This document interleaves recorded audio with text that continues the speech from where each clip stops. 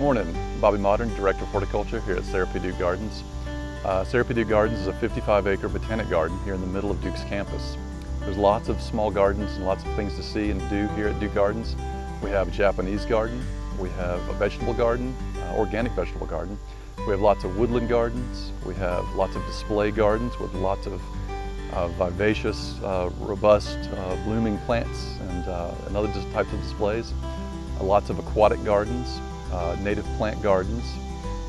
So there's a lot to see here, a lot of trails to walk through the gardens and lots of places to come and sit like I am right now and get some good downtime in the gardens. So I encourage all students, faculty, staff to come out and visit whenever you can. Duke University is known as a leader in global health and wellness. And the gardens were actually first started by an idea that a doctor had back in the 1930s to create a garden here in this space. At the time it was just a large woodland area, and he would walk through this space to go to work at the hospital, which is located just beside the gardens. So he petitioned the idea to create a small garden, an iris garden, at that time, and they built it. But since then, the gardens have grown into this 55-acre expanse that we now have here on site. So we're all doing our part to attain carbon neutrality here at Sarah P. Duke Gardens. We have a lot of sustainable efforts that we're trying to strive for on a daily basis, and even have sustainability goals far out in advance in the future that we're trying to reach for as well. So one thing we've done over the last few years is to really address how stormwater flows through this garden. There's a lot of elevation here in this garden from the top to the bottom, about 75 feet. So water flows rapidly through this garden. So we try to slow it down and capture it so it'll percolate into the soil as much as possible.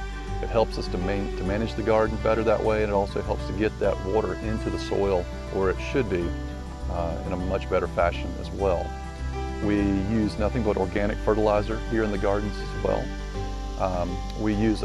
The only pesticide we use is actually to treat fire ants. So we try to eliminate fire ants in the garden, but we don't spray for any other bugs at all in the gardens. We let the insects feed as they need to, because that's actually contributes to a healthy ecosystem. We have a fantastic composting program that we initiated last year.